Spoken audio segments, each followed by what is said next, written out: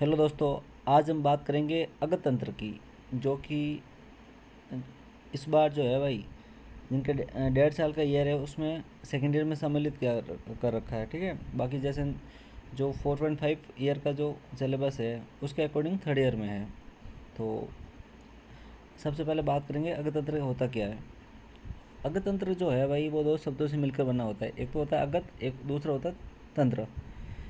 अगत तंत्र के अंदर तुम्हें अगर पढ़ना है ना अगर तो उसमें थोड़ा मर्मों का ज्ञान भी होना ज़रूरी है, क्योंकि मर्म वो चीज़ होती है जहाँ पे चोट लगने के बाद सीधा ही डेथ होती है। तो सबसे पहले आज बात करेंगे अगत क्या होता है, उसके बाद बात करेंगे नेक्स्ट तंत्र क्या होता है। तो जो गत शब्द है उसके अंदर अच प्रत्यय लगने के बाद अगत बनता है। इसका अर्थ जो है ना भाई वो होता है रोग, पीड़ा या विष। ठीक है, दो प्रकार से इसकी व्याख्या कर रखी है, निरोगी या रोग रहित हो। दूसरा उन्होंने बोला है नास्तिकतो यस्मात् यस्मात्। इसका मतलब होता है कि औसत स्वास्थ्य या विषनाश करने का जो विज्ञान है उसको हम अगत कहते हैं। उन्होंने ये सब चीज़ें देखो भाई छोड़नी है, इम्पोर्टेंट पढ़ेंगे जो तुम्हारे एग्ज़ाम में आ सकते हैं। जो सोडास जो हृदय है उसमें बता रखा है कि इंद्रियों में विकार उत्पन्न करने के कारण गत संज्ञा हुई तथा विषाद उत्पन्न करने के कारण विष कहलाता है। इसका प्रतिकार करने वाला द्रव्य अगत कहलाता है। ये तो जरूर नहीं है। दूसरी बात अपन बात करते हैं अमरकोश के अंदर जो है जो अगत शब्द है उसके पर्याय दे रखे हैं। बेजम है, औषधम है, बेसिजे है, अगत है, जरायु है। ये याद करने हैं ना भाई, अच्छी चीज़ है। पूछते हैं कि बेटा अगत के पर्याय बताओ। और दूसरे एक आचार्य हुआ करते थे नरहरि पंडित के अनुसार, उन्होंने बता रखा है बेसिजे, वैसेज, चैत्र, अगत, जरायु, औषध, आयुर्योग और अमृत, ये सारी चीज़ें ना भाई। अगत पढ़ ले अपन, अगत क्या चीज़ होती है। दूसरा आता है तंत्र क्या चीज़ है। तो तंत्र के अंदर त्रायते शरीर मन्यति तंत्रम, जिसके द्वारा शरीर की रक्षा की जाए उसको हम तंत्र कहते हैं। शरीर की रक्षा शास्त्र और चिकित्सा दोनों के द्वारा कर सकते हैं अपन। शास्त्र मनुष्य को ज्ञान प्राप्त करके उनकी मानसिक और नैतिक पक्ष की रक्षा करते हैं। चिकित्सा उनके जो मनोदैहिक तंत्र को आरोग्य प्रदान करता है। ठीक है भाई। अगतंत्र चिकित्सा शास्त्र की ऐसी शाखा है जो प्राणी के मनोदैहिक तंत्र की विषयों से रक्षा करके उसे आरोग्य प्रदान करती है। दूसरा बात करते हैं अपन अगतंत्र की परिभाषा, बहुत इंपॉर्टेंट है भाई। 2 नंबर में पूछते तुम्हारे जैसे कि अभी जो है ना भाई मल्टीपल चॉइस के क्वेश्चन आ रहे तो उसमें जो है वो कोटेशन आएगा इसका, तो 100% है। इसके अलावा जो है जैसे थर्ड ईयर वालों के लिए भाई डायरेक्ट परिभाषा आती है, अगतंत्र की परिभाषा लिखी है, अलग अलग आचार्य के अकॉर्डिंग है। तो सबसे पहले जो ज़्यादा से ज़्यादा जितने तुम इम्पोर्टेंट टिक लगा सको उस पर लगा देना है ना भाई। ये अयोध्या सर की बुक है ना भाई, तो सबके पास अलग अलग राइटर की होगी, तो किसी के में भी हो, लेकिन उसमें जो कोटेशन थोड़ी चेंज हो जाएगा। तो ये वाला चीज़ है ना भाई, अच्छे से पढ़ना कि जो आचार्य सुश्रुत है उन्होंने लिखा था, जो फादर ऑफ सर्जी जिसे बोला जाता है ना, ये तो सबको ही पता होगा अब तक जो सेकेंड ईयर या थर्ड ईयर में पहुंच गए। अगतंत्र नाम सर्प, कीट, लुता, मुस्कादि दष्ट, विष व्यंजनात् विविध विषयों को उपसन्नात् च। सुश्रुत जो है सूत्र स्थान के पहले अध्याय के 6 नंबर कोटेशन है ना भाई। इसके अंदर बता रखा है कि अगतंत्र आयुर्वेद की ऐसी शाखा है जिसके अंतर्गत सांप, कीट, लुत्ता जिसे मकड़ी बोलते हैं आदि से दष्ट हुए तथा अन्य विविध प्रकार के स्वाभाविक, कृत्रिम और संयोग विष से उपहत प्राणियों की पीड़ा में उपशमन, निदान और चिकित्सा का विधान किया गया है। फिर दूसरे ये तो याद करना, कोटेशन याद करना बेटा है ना। इसके अलावा हरित ने भी बोला है अपने प्रवर्तन देते हुए कि यार मैं भी बताऊंगा कुछ तो बताऊं। तो हरित साहब ने लिखा है कि एक सेकंड भाई, कि सर्ववृश्चिक कलुतानम विष उपशमनी तुया सा क्रिया विषतंत्र छ नाम प्रोदकता मनिर्चिबु। तो इसका ये मतलब होता है कि सांप, बिच्छू, मकड़ी के विषों का नाश करने वाले क्रिया विशेष को विषतंत्र कहा जाता है। इसके अंतर्गत सांप, बिच्छू आदि के जितने भी प्रकार के ये विष पैदा करते हैं उन सब के जो एंटीडोट भी माने गए हैं। भाई मैं शॉर्ट में बता रहा हूँ, इतना कोई नहीं बताता ना भाई, तो वही बता रहा है। हारित का वैसे पूछा नहीं जाता भाई, वो सुश्रुत के अकॉर्डिंग वो जरूर पूछा जाता है। अब बात करेंगे अगतंत्र की विविध संज्ञाएं, है ना भाई। ये अभी कभी देखा तो नहीं, एग्ज़ाम में तो कभी नहीं देखा भाई ये वाली चीज़ की पूछी गई हो। एक शब्द आता है झंगुली, शब्द क्या होता है ना, तुम्हारे ऐसे कहीं नहीं आएगा ये, या तो तुम्हारे मल्टीपल चॉइस क्वेश्चन में देखने को मिलता है या वाइवा में देखने को मिलता है। अगर कोई बढ़िया सा है तो ये पूछ सकता है कि बेटा झंगुली बता क्या अर्थ होता है, सपेरा या विश्ववेद्य जिसे बोलते हैं। ठीक है।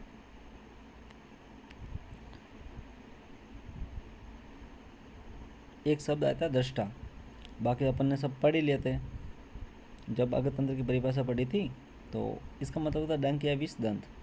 ठीक है, कि विष पान में भी लगभग उसी प्रकार से पीड़ा उत्पन्न होती है जिस प्रकार से पीड़ा विषैले जीव जंतु के डसने के बाद होती है।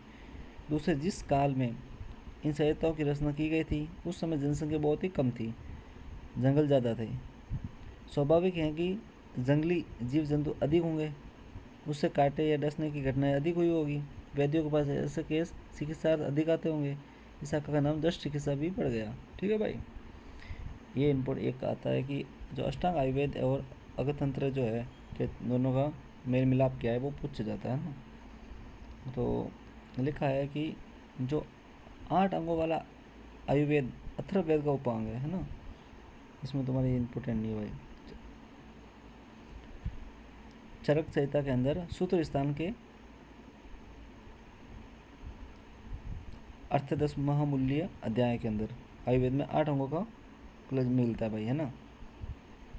तो जैसे काय चिकित्सा, शालिक्य तंत्र, शल्य तंत्र, अगतंत्र, इन सब का जो कौन से सूत्र स्थान में मिलता है, ये सब ये पढ़ना है कि भाई चरक सूत्र स्थान के 30 में मिलता है, बस इसके अलावा कुछ भी ध्यान रखने का जरूरी नहीं है। और जो सुश्रुत संहिता है वो सूत्र स्थान के पहले अध्याय में 8 अंगों के बारे में बता रखा है, तो डायरेक्ट वहाँ सीधा क्वेश्चन आता है। और अष्टांग हृदय का भी पूर्ण पढ़ना है ना भाई कि कौन सा स्थान है, ये चीज़ पहले अध्याय के अंदर तो दे रखा है, स्थान कौन सा। जैसे काय चिकित्सा, मतलब काय चिकित्सा हो गई, बाल चिकित्सा, ग्रह चिकित्सा, तीसरा उद्वांग, चौथा शल्य और 5वां दे रखा है ना। इस टाइप के याद होने ज़रूरी है। ठीक है भाई। राजनिकंटू ये सब कोई, प्रेमन शर्मा कोई नहीं पूछता है। इसके अलावा प्रेमन शर्मा का एक बार देख लेना, तीसरा स्थान दे रखा है। सबसे पहले काय चिकित्सा, कुमार भट्टिय, अगतंत्र, शल्यतंत्र और शालिक्य तंत्र, ये तुम्हारी जी वेक करने के लिए तो ये इंडेक्स भी दे दिए, है ना। समझ रहे हो कि अगतंत्र में कौन से स्थान, चरक ने सूत्र स्थान 30 के अंदर जो है वो इसका स्थान जो बता रखा है, समझ रहे हो। इसके अलावा तुम्हारे जैसे सुश्रुत संहिता के अंदर पहले के अंदर बता रहे, नहीं सुश्रुत संहिता के अंदर पहले जो चैप्टर है उसमें स्थान बता रहे 6 नंबर। ठीक है, इसने इसने भी 6 बता रखा है। विषतंत्र ने जैसे काश्यप संहिता में 5वां बता रखा है। और जो राजनिकंटू है उसमें बता रखा है 7वां स्थान। अब बात करें मॉडर्न के अंदर टॉक्सिकोलॉजी होता क्या है। अगतंत्र को मॉडर्न के अंदर टॉक्सिकोलॉजी बोलता है। टॉक्सी का मतलब विष होता है, पॉइजन होता है, और लॉजी का मतलब स्टडी, तो जिसके अंदर स्टडी ऑफ पॉइजनस सब्सटेंस ये होता है, समझ रहे हो। ये परिभाषा पूछता है भाई इतना कि the science of poison, they are source of chemical composition, action, taste and the antidotes. इतनी चीज़ें इंपॉर्टेंट नहीं है भाई। इसके ब्रांचेज पूछता है कि बेटा ये बता टॉक्सिकोलॉजी की ब्रांच कितनी होती है, तो 4 होती है। Forensic toxicology, pharmacological toxicology, clinical toxicology और रेगुलेटरी टॉक्सिकोलॉजी। अब इसमें एक चीज़ और याद करनी है ना भाई कि ये सबसे बड़ा क्वेश्चन आता है, ये 5 नंबर में देखा गया है जोधपुर यूनिवर्सिटी के अंदर कि अगतंत्र तथा विश्व विज्ञान का क्षेत्र है ना, स्कोप ऑफ अगतंत्र, तो ये तुम्हें पूरी स्टडी करवाना पड़ेगा। अगतंत्र क्षेत्र बहुत ही बड़ा है, मतलब ऐसे मानो कि यार भाई बहुत सारा दे रखा है, इसमें कभी ख़त्म नहीं होने वाला। और इसमें सबसे पहले बता रखा है कि जो जहर होता है विष, उसका स्वरूप कैसा होता है, क्या क्या उसका सोर्स है, क्या उसमें डिफरेंस है, अलग अलग बेस टाइप्स बता रखे हैं, क्या उसके जो गुण हैं, क्या लक्षण है, क्या साइन है, प्राणियों पर उसकी प्रतिक्रिया क्या है, वेग, वेगांतर, वेग, गति, विशिष्ट लक्षण और विस्पान एवं। ये पूरा ही पढ़ना पड़ेगा, ये बहुत इंपॉर्टेंट है, मैं उसको छोड़ नहीं सकता भाई। और बाकी चीज़ें इसमें जो जो है ना, ये भाई तुम्हें ना बुक से स्टडी करना, ज़्यादा हेवी वाला नहीं, ईजी हो जाएगा तुमसे ना भाई। बाकी अगर दिक्कत हो तो वैसे वापस मैसेज डाल देना कि बॉस ये बता दो, बता दे जाएंगे। ये एक बार चीज़ रीड करना है ना, पूछता भी है। अगतंत्र का प्रयोजन और उसकी उपयोगिता क्या है, एम ऑफ अगतंत्र एंड इस, जो ज़रूरी है भाई चीज़ है ना। एक तो वही है भाई जो आयुर्वेद का है कि स्वस्थ प्राणियों की विष के प्रभाव से रक्षा करना होता है, विषाक्तता से ग्रस्त प्राणियों का कष्ट निवारण कर उन्हें आरोग्य प्रदान करना होता है। बाकी नई चीज़ें आई नहीं है, समझ रहे हो। इसके अलावा जो है अपन बात करेंगे जो आयुर्वेद में अगतंत्र संबंधी जो इतने भी साहित्य है कि भारत में विष और निवर्षीकरण के अध्ययन की परंपरागत प्राचीन काल से चल रही है, वैदिक काल से है ना भाई। तो अलग अलग संहिताओं में इनका है ना अलग अलग अच्छे, अगर तुम्हें ज़्यादा अच्छे से पढ़ना है ना, अब जैसे जो सेकेंड ईयर में अभी बंदा पढ़ रहा है उसके अंदर टॉक्सिकोलॉजी है, तो उसको उसके पास है ना चरक संहिता का फर्स्ट पार्ट है, तो उसमें ये पता नहीं लगेगा है ना। तो तुम लोग अगर जो सेकेंड ईयर में हो तो दोनों पार्ट ले आओ चरक है ना, दोनों काम के, पूर्वाध और उत्तराध। तो उत्तराध के अंदर चिकित्सा स्थान है, उसमें 23 या किसी सीनियर से लेना 23 अध्याय है, उसमें इसके बारे में अच्छे से बता रखा है। दूसरा है कि सुश्रुत संहिता कल्प स्थान के अंदर 1 से 8 तक अच्छे से ज्ञान दे रखा है इसने है ना। अष्टांग ये तो तुम लाओगे नहीं। अष्टांग संग्रह के अंदर उत्तर तंत्र के अंदर 40 से 48 तक चैप्टर है। काश्यप संहिता ये तो कोई नहीं पढ़ता है ना भाई, अगर लाइब्रेरी में हो तो इशू करवा के एक बार रीड कर लेना, तुम्हारे ज़्यादा काम की चीज़ें, ठीक है। इसके अलावा जैसे यहाँ बता रखा है भाई है ना सुश्रुत संहिता के कल्प स्थान के अध्याय के नाम, तो ये ऐसे नहीं आता भाई, ये वाइवा में पूछे जाता है, वरना तुम्हारे एग्ज़ाम में आने का चांस कम है इसका है ना भाई। जैसे अन्नपान रक्षा कल्प अध्याय, स्थावर विश्व विज्ञानी अध्याय, झांगम विश्व विज्ञानी अध्याय, सर्पदष्ट विश्व विज्ञानी अध्याय, इस टाइप के जो है ना भाई नाम याद 8 होते हैं जो है ना विश्व के बारे में बता रखा है, तो ये नाम पता होने चाहिए। उसके बाद बात करेंगे अपन अष्टांग हृदय के अगतंत्र संबंधी उत्तर तंत्र के अध्याय की, तो 35 जो है विश्व प्रतिषेध अध्याय, सर्प विश्व प्रतिषेध अध्याय, कीट लुत्तादि विश्व प्रतिषेध अध्याय, और मुस्कादि जो है ना भाई बिच्छू वाला, तो ये बता रखा है। अष्टांग संग्रह जो संग्रह है वो हृदय का थे है ना भाई, और ये संग्रह के अलग अलग बता रखे 40 से, तो इसमें बता रखे 9 अध्याय बता रखे हैं ना अष्टांग संग्रह के अनुसार। इसके अलावा जो है ना भाई इसकी जो अगतंत्र के लिए तो मैं ना अगर ये बुक इस राइटर की लाऊं, अयोध्या प्रसाद जो डॉक्टर साहब है, काफ़ी अच्छी बुक है। तुम्हें हिंदी, अगर तो हिंदी मीडियम वाले हो तो अच्छे से समझ में आ जाएगी, और इंग्लिश मीडियम वालों तो इसमें इंग्लिश भी अच्छी से दे रखी है, तो ज़्यादा तुम्हें इधर उधर भटकने की ज़रूरत नहीं होगी। और रही बात ये जो एक फॉरेंसिक की जो बुक आती है, अगर तुम इसके रेफर कर सको तो ठीक है, इसमें बता रखा है भाई है ना, इनकी जो है राइटर उनकी भी आती है, और एक अलग है शरद पोर्टे, मैंने वो रेफ़र की थी, तो तुम वो भी ला सकते हो, तुम्हारे इजी हो जाएगा ज़्यादा से ज़्यादा है ना।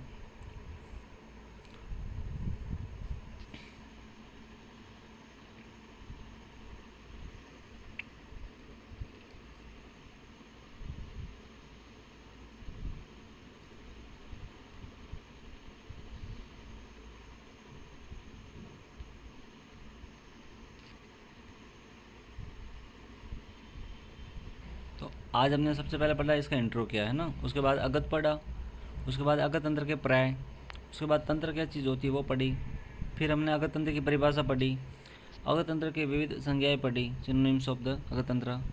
उसके बाद जो है भाई अष्टांग आयुर्वेद और अगत तंत्र है ना भाई, कहाँ मतलब अगत तंत्र के बारे में कहाँ दे रखा है, सरक संहिता के अंदर, सुश्रुत संहिता के अंदर, काश्यप संहिता के अंदर, हारी संहिता के अंदर, जितने भी संहिता उसमें कहाँ दे रखा है वो पढ़ा। उसके बाद टॉक्सिकोलॉजी की परिभाषा पढ़ी अपन ने मॉडर्न के अकॉर्डिंग, ठीक है। केमिकल कंपोजिशन, टॉक्सिको मतलब जो होता है वो पॉइजन होता है, और लॉजी का मतलब स्टडी होता है। इसके बाद अपन ने पढ़ा स्कोप ऑफ अगत तंत्र कि क्या स्कोप है भाई, बहुत ज़्यादा स्कोप है इसका, तो कमी नहीं होने वाला। नेक्स्ट वाला पॉइंट पढ़ा कि अगत तंत्र का जो प्रयोजन वो क्या है, आयुर्वेद का जो प्रयोजन है वही प्रयोजन है अगत तंत्र का।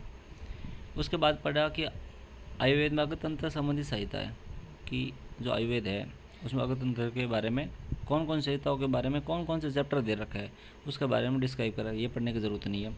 और ये वाला पॉइंट, अग्रतंत्र पर प्रकाशित ग्रंथों की सूची, तो ये वाला है कि कौन कौन से राइटर की बुक आती है अच्छी, उनके बारे में डिस्क्राइब कर रखा है। तो ये तुम्हारी ज़्यादा ज़रूरी नहीं है ना भाई। और बाकी जो चीज़ें हैं, पहला चैप्टर है इजी वे में पढ़ा रखा है, ज़्यादा बहुत सारे बुक्स में दे रखा है, वो पढ़ना नहीं होता। और जैसे पढ़ा है ना भाई, ये पढ़ना है। दो मैंने एक कोटेशन याद करवाया है, वो अगतंत्र की परिभाषा वाला, तो वो तुम्हें याद करना ही है। और भाई तुम्हें अगर अभी नए बच्चे हो तो तुम्हें थोड़ा है ना ऐसा लगेगा यार ये क्या जहर जहर चल रहा है विश्व है ना, हाँ। तो थोड़ा मुश्किल भी होगा, लेकिन आई होप कि मतलब तुम्हें है ना बढ़िया लगेगा बाद में, यार हाँ यार अच्छा पढ़ाया था। और पूरी चीज़ें पढ़नी होती नहीं है, जो जो इम्पोर्टेंट है ना भाई वही करवाए कि यार भाई है ना ये इम्पोर्टेंट है, ये पढ़ लो। इसके अलावा पूरी बुक्स में ना भाई बहुत सारा कचरा कर रखा है जो एग्ज़ाम में पूछता भी नहीं है। तो सेकंड वाला भी अपन, जो सेकंड टॉपिक है वो भी जल्दी लेंगे, 20 के स्वरूप है, ठीक है।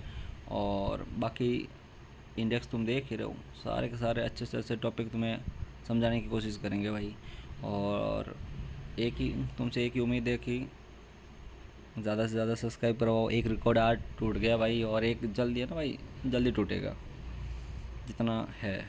और टॉप 1 पे कॉलेज का चैनल चल रहा है फ़िलहाल तो। बाकी तुम लोगों की इच्छा है, तुम जितना सब्सक्राइब करो, जितना लाइक करो, वो तुम्हारे पर डिपेंड है। अगर तुम टॉप 1 पे बनाना, मतलब तुम्हारी कोशिश है कि यार बनाऊँ मैं। Thank you guys.